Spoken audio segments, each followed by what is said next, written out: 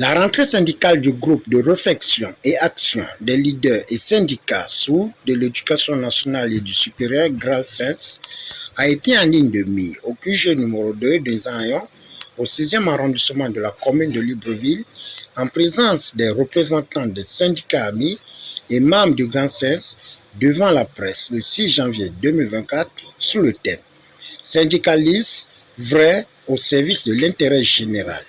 Je viendrai participer à la rentrée syndicale de la respectable fédération syndicale, le GRALSENS, dirigée par son respectable président, le camarade Josias. La respectable fédération syndicale a mené des actions suivantes. Nous avons exercé une pression sur la tutelle au fin de la remise officielle du relevé des conclusions issues du dialogue social initié et conclu par le ministre Patrick Moubiama Daouda, ainsi que la mise en place du comité de suivi et évaluation des dites conclusions. Cette commission légalement instituée n'avait tenu qu'une seule réunion avant de se voir muée en un cadre illégal que la tutelle a dénommé les actes à poser pour l'éducation nationale. Nous avons pris une part active à la commission ministérielle sur l'enseignement privé. Nous avons déposé le cahier des charges du syndicat national de la main-d'œuvre non permanente et assimilé de l'éducation nationale, Sinamonpen, au cabinet du ministre le 24 avril, le 12 septembre et le 6 novembre 2023. Après un hommage aux leaders syndicaux décédés, attachement au respect strict de l'éthique et déontologie syndicale, réaffirmation de ne plus faire de la comédie syndicale face aux promesses mercantiles, aux intérêts du ventre, Josias Benbima compte pousser son combat jusqu'à la gare. Le GRALSENS a travaillé pour le bien d'une part de ses membres, d'autre part de la corporation et surtout de l'intérêt général, donc de l'éducation nationale du pays. 2023 a été également une année difficile pour nous. Difficile parce que nous avons eu affaire à une tutelle qui, malheureusement, n'a pas compris que le dialogue, quand un ministre est au gouvernement pour diriger un secteur, un département particulier, ce ministre ne vient pas pour travailler, cultiver la haine, la rancœur et agir par règlement de compte. À partir de ce moment, on ne mérite pas d'être ministre. Je le répète, un ministre ne cultive pas la haine, la rancœur et n'agit pas par règlement de compte. À partir de ce moment, on ne devrait plus être ministre. Et c'est la particularité de la difficulté à laquelle le GRALSENS a été confronté parce que pendant 10 mois, une des organisations syndicales affiliées au GRALSENS a sollicité une rencontre parce que le dialogue, c'est l'arme d'effort et c'est par le dialogue que nous évoluons. Pendant que le CTRI a demandé au ministre de travailler, d'accélérer, d'accentuer le dialogue pour régler le problème, nous, au niveau de l'éducation nationale, nous avons été confrontés à une fin de non-recevoir par rapport à ce dialogue. La difficulté que nous avons connue en 2023. Vous savez, à l'éducation nationale, il y a près de 50 syndicats. Rien qu'à l'éducation nationale, il y a près de 50 syndicats. Et parmi ces syndicats, 98 ne sont que des syndicats de valises. Il y a encore 2 ou 3 jours, un syndicat a été créé. Le cabinet crée ses syndicats, le secrétariat général crée ses syndicats, et ainsi de suite.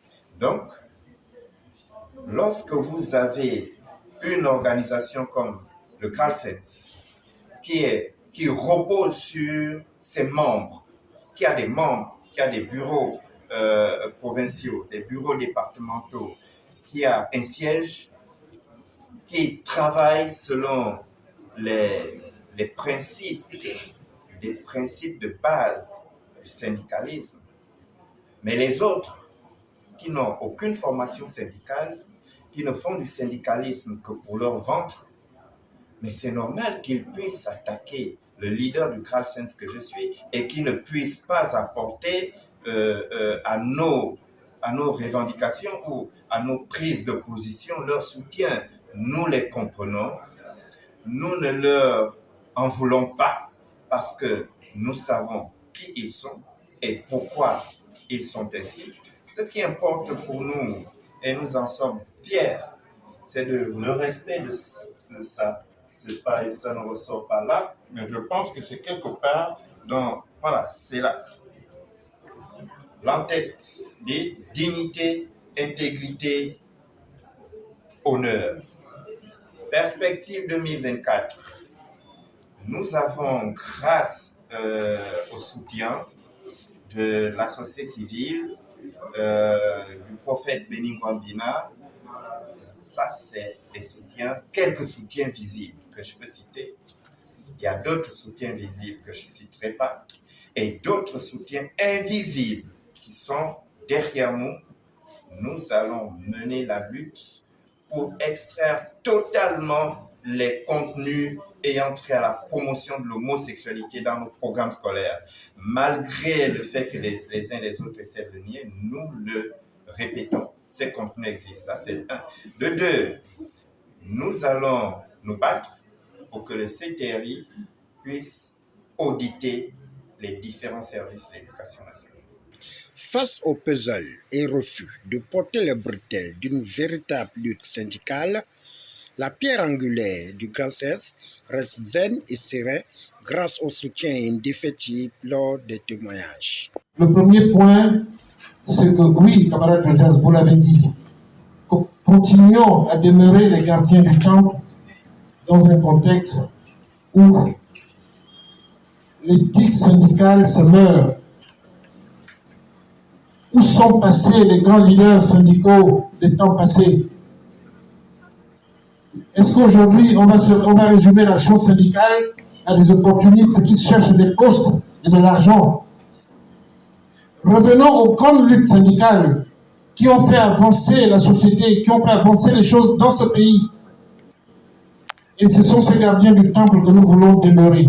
Et nous avons aimé entendre ça dans votre discours lorsque vous avez rendu hommage à tous les combattants du passé ainsi que ceux du présent. Nous voulons vous féliciter pour toutes ces actions que vous avez posées en 2023 avec courage et vous assurer du soutien indéfectible et total des forces vives de la société civile. Chaque fois que vous aurez besoin de nous, nous serons là. Parce que c'est unique que nous sommes forts. Nous tenons donc à vous féliciter et à vous encourager.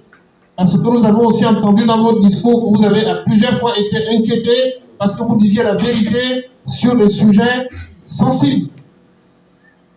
Ayant trait à la revalorisation de la fonction enseignante, à la défense des droits et des intérêts des enseignants, à l'éthique de l'éducation, à la lutte contre les pratiques homosexuelles, etc., etc. Les personnes qu'il a mis à côté de lui, ça c'est mon jugement personnel, je pense que les pédégistes qui sont là, ils ont une mission, c'est celle de saboter le travail du président du CTRI.